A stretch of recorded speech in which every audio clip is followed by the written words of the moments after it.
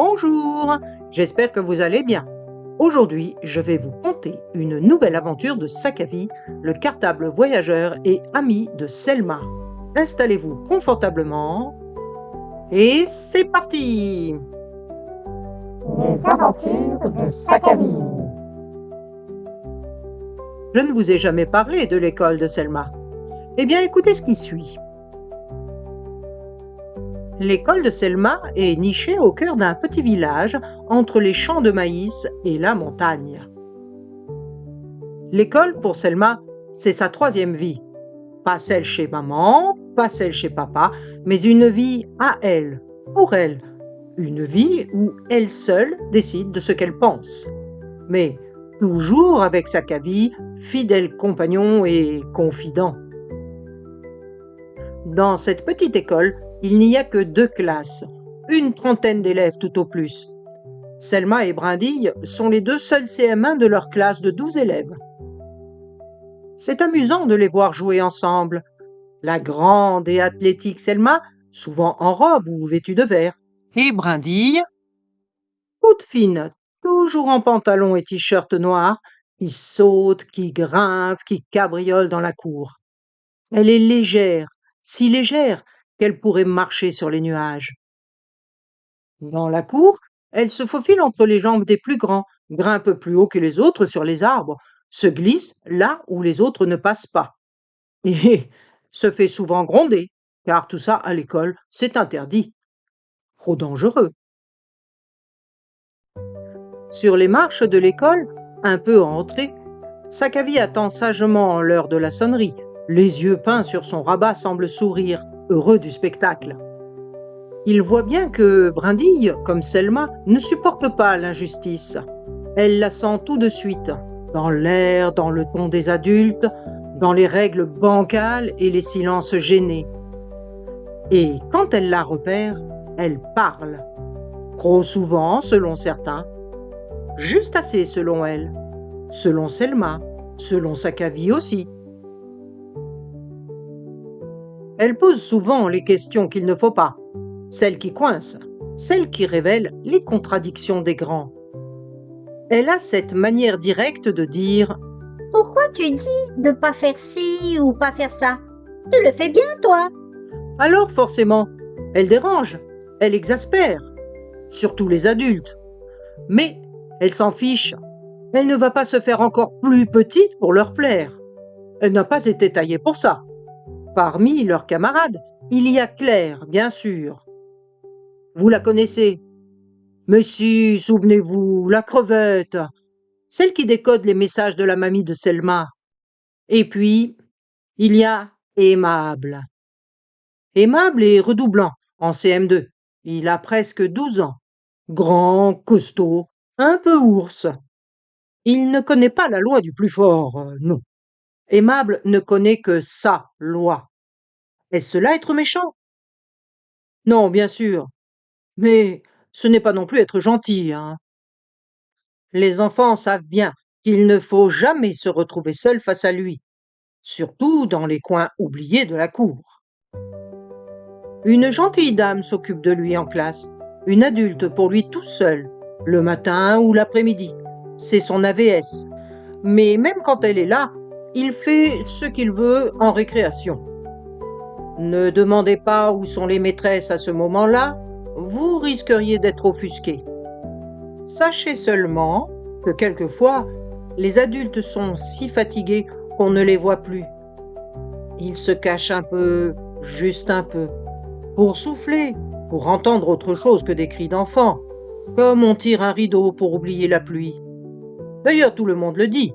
S'occuper des enfants, c'est fatigant, stressant, usant. D'ailleurs, n'avez-vous jamais entendu vos parents dire pendant les vacances « Vivement la rentrée qu'on se repose enfin !» Mais bon, revenons à nos amis. Sakavi voit avec bonheur Selma et Brindille vite devenir inséparables. Selma va souvent chez Brindille après l'école. Elles dessinent toutes les 2, grimpent aux arbres, jouent avec les chats. Elles sont loin alors des tourments d'Aimable. Mais un jour, à l'heure du goûter, Un des chats, affolé par on ne sait quelle histoire féline, bondit sur la table et renverse le bol de chocolat chaud de Selma sur Sakavi. Sakavi, son cartable adoré! Selma se précipite, affolée, et, dans sa hâte, renverse aussi sa tartine de Nutella juste sur le devant du sac. Le pauvre Sakavi semble avoir un œil au beurre noir. La maman de Brindille est embarrassée. Elle connaît l'attachement de Selma pour son cartable. Alors, elle insiste pour laver Sakavi. Et en attendant, elle lui prête un autre cartable. Magnifique! Un arc-en-ciel de tissu. Elle dit en souriant: c'est moi qui l'ai fait pour Brindille, mais elle n'aime pas les couleurs, elle préfère le noir.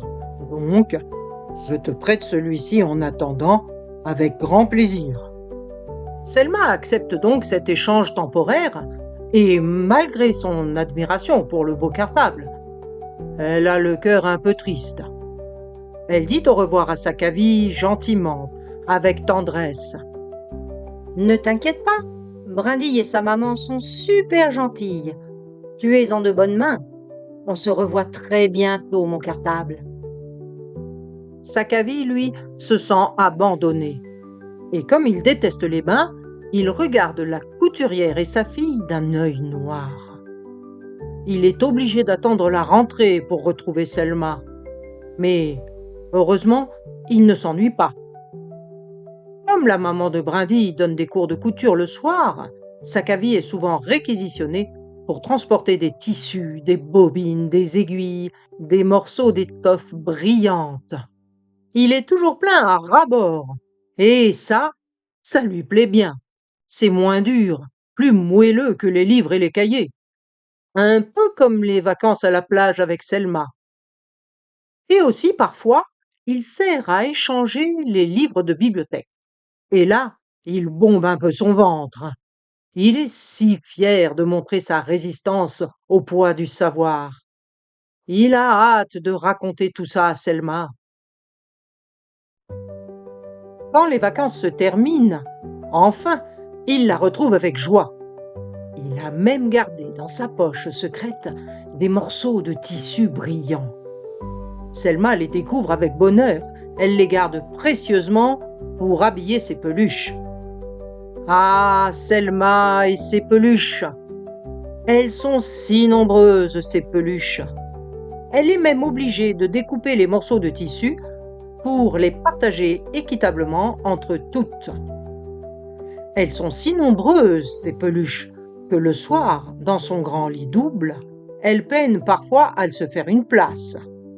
Alors, elle les pousse un peu, s'excuse à voix basse et s'endort au milieu d'elles, comme dans une montagne d'oreillers vivants. Le retour à l'école, hélas, rime avec le retour d'Aimable. Sakavi assiste, impuissant, aux mêmes scènes, harcèlement, coups, chantage. Un jour, le grand Aimable s'impose dans le jeu de Selma, Brindille, Claire et Timothée. Mais Brindille est lasse de suivre les règles imposées par le grand garçon. Elle sait que l'issue du jeu, quand Aimable s'en mêle, ce sont les larmes pour l'un d'entre eux. Alors, elle déclare courageusement: Si tu joues dans le groupe, moi, je ne joue pas. Et si tu ne joues pas dans le groupe, moi, j'y joue. J'ai plus confiance en toi. T'es pas gentil. et elle s'éloigne. Les autres ne disent rien. Mais, sans un regard pour Aimable, ils suivent Brindille. Eux aussi en ont assez. Aimable ne comprend pas. D'habitude, les autres élèves restent avec lui. Ils font ce qu'il dit, toujours. Mais là, ils s'en vont. Ils suivent Brindille. Il se retrouve seul, au milieu de la cour. Dans sa tête, une certitude s'installe. C'est la faute de Brindille. C'est elle qui les a montés contre lui. Il ne peut pas imaginer que c'est lui que ses camarades fuient, encouragés par la franchise de leur ami. Il est seul, et il n'en a pas l'habitude. Alors, il va se plaindre auprès des adultes. La directrice écoute les plaintes d'Aimable, puis elle se précipite, furieuse. Elle gronde Brindille. Dis donc, Brindille, pourquoi tu fais chanter tes camarades? Pourquoi tu les obliges à te suivre? Qui es-tu pour décider avec qui ils doivent jouer? Tu n'es pas une princesse, ne dicte pas tes lois. Et sans laisser à Brindille le temps de s'expliquer, elle l'envoie réfléchir sur les marches de l'escalier. Brindille est sans voix.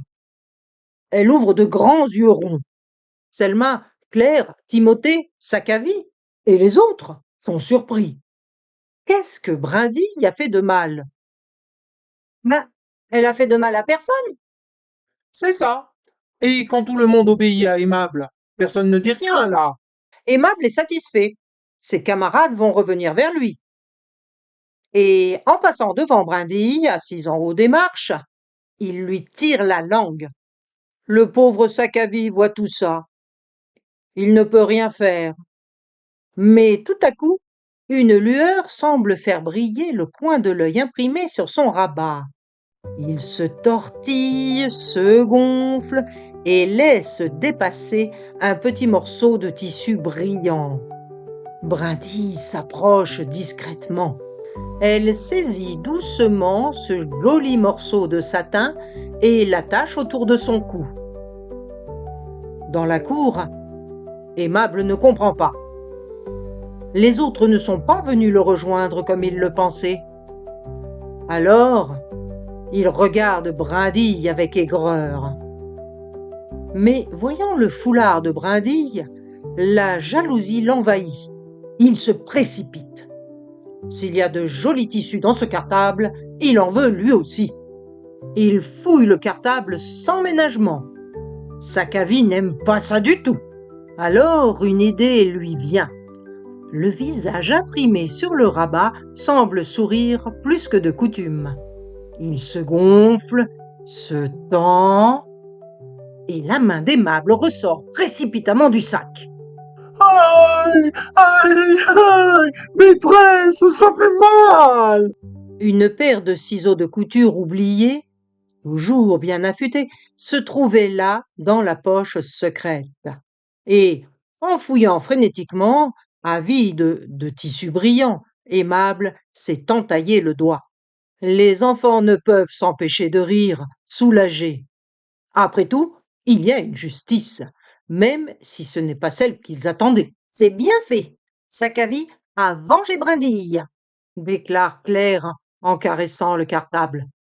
Tu es un héros. Évidemment, Selma se fait gronder pour les ciseaux.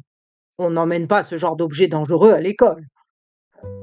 Aimable est soigné, comme toujours.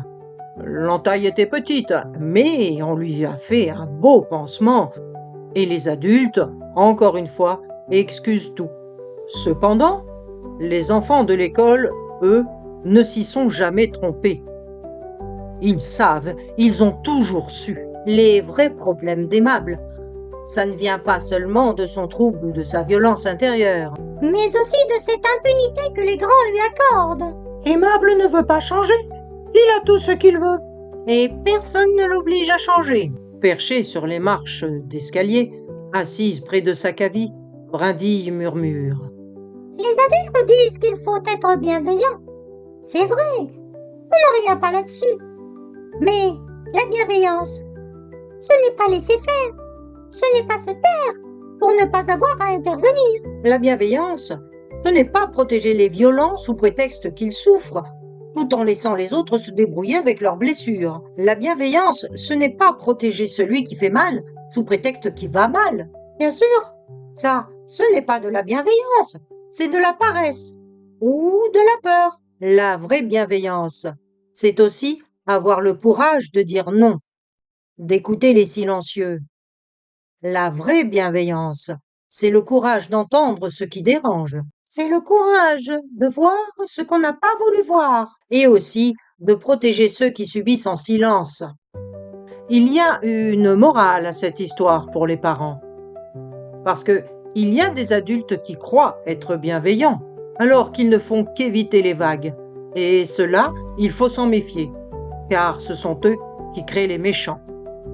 Les enfants, eux, ils savent bien la différence entre un enfant maladroit et un enfant méchant, entre quelqu'un qui ne peut pas et quelqu'un qui ne veut pas.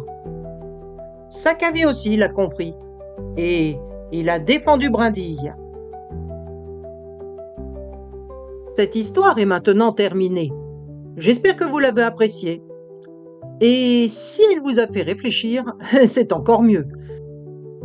Laissez-moi vos impressions dans les commentaires, ce sera enrichissant et nous pourrons en discuter, soit dans les commentaires ci-dessous, soit sur mon site, les F-Dramas de Sengaeun, sur la page de Sakavi. Sur cette page, vous trouverez aussi des fiches de jeux pour les enfants. Vous pouvez aussi écouter les autres aventures de Sakavi sur cette même chaîne ou les lire sur mon site, encore une fois, les F-Dramas de Sengaeun, où vous trouverez aussi des jeux. En attendant, pourriez-vous cliquer sur le pouce bleu pour que je gagne en visibilité? Et surtout, abonnez-vous, car j'ai besoin de followers pour mes autres projets. À bientôt pour de nouvelles aventures de Sakavi.